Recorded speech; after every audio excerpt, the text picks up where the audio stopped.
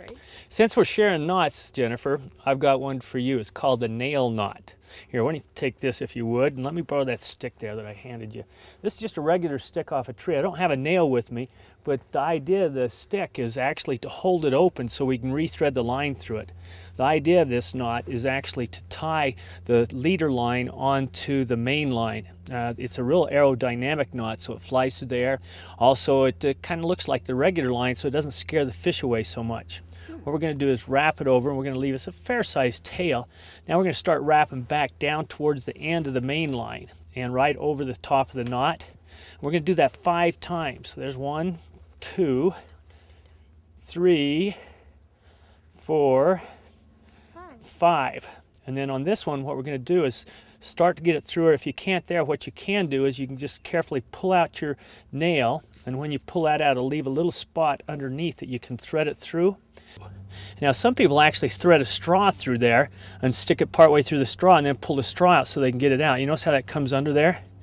Now I'm going to carefully work this really tight right towards the end of here, and we're going to just slowly cinch this down. This is like a really glorified fisherman knot on one side anyway, and then it bites down into the main line and actually sinks into it and compresses it so it stays on without a knot having to be on the end of the leader line.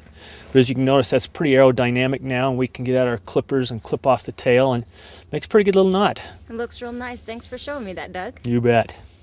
The nail knot. First of all, lay the nail or the stick that you're using alongside the main line. Then take your lead line and begin to wrap around the nail and the main line. And we're going to wrap back towards the main line, the lead line, over itself. Notice how we're wrapping it over itself each time.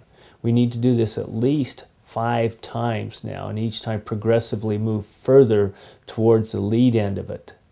Now when we get our 5 loops or wraps on it, we're going to take the end of the lead line and thread it back underneath all the wraps we've just done. That's the purpose of the nail, is to help us get back through there after we've wrapped it. Then we'll secure this knot by pulling it tight onto the main line. See, once we pull the nail out, it will allow us to cinch it down, and it will actually secure and bite in on itself. Then we can trim off the large tail on the lead line, and maybe if there's some main line left, we can trim off the extra there.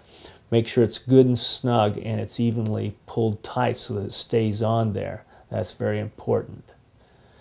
Now just trim off this little tail here after you get it good and tight, and you have an excellent nail knot.